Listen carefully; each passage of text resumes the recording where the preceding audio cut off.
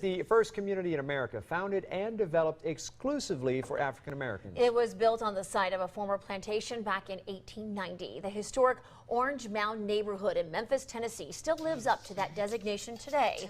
The community has thrived, although it was tested during the civil rights movement and the assassination of Dr. Martin Luther King Jr. happening really just miles away. In tonight's Hidden History Report, Annette Pegler spoke to the community's most prominent members about this hidden jewel. There was so much love, so much innovation, so much community unity here. Mary Jones Mitchell is referring to her community, the Southeast Memphis neighborhood known as Orange Mound. In the 1890s, the Dedrick family sold the land to L.Z. Meacham for $100. Meacham then sold the land to African Americans living in Memphis. It's the first community in America founded and developed exclusively for African Americans to buy land and own their own home. Black business owners, doctors, and lawyers built homes in the neighborhood over the following decades. By the 1940s and 50s, it was a thriving African American community. We know that this place was just rich with jewels. 81-year-old Jones Mitchell vividly remembers how it endured the civil rights years. We had meetings, we had marches, we had voters registration. Orange Mound Civic Club was dynamic in getting people to vote. Mitchell says the churches in Orange Mound were a place of refuge during segregation in the civil rights movement.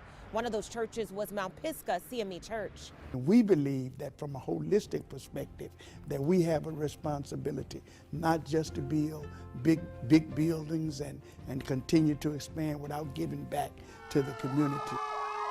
The church burned down on the first Sunday of the year in 1948. To this day, no one knows what caused the fire. I remember standing outside watching. I remember my mother was crying. The church rebuilt and is now the second oldest church in Orange Mound. Lillian Bumpus has been a member for 82 years. It has really served as an anchor because so many of the children come back. But with every great success story comes a struggle.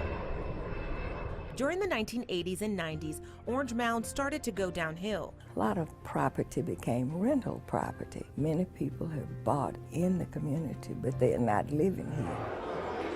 Revitalization efforts started in 2000 and included building a new Orange Mound Community Center. Second group. Seniors can now enjoy dancing, playing cards, and shooting pool. Joyce Shaw teaches theater. It was like tapping into old dreams. They were very active in high school with the theater department or something. And most recently, the community welcomed its first art gallery. 2 years ago, this was an abandoned liquor store. Jones Mitchell says for those who were born and raised here, there's something special that binds them together. You likely ate a hot dog from Miss Bradley's, enjoyed live music at Handy Theater, and graduated from Melrose High School. We dominated football in the city and in the state in the 50s and the 60s. And it's that camaraderie that keeps this neighborhood thriving. 80 years after Alice Beggins paid $40 for a small lot on Park Avenue, legalized segregation was no more. Ironically, in the absence of that which, in many respects, had been the reason for Orange Mound's existence, the once stable community that has witnessed generations who lived their entire life within a few square blocks began seeing empty houses along the streets.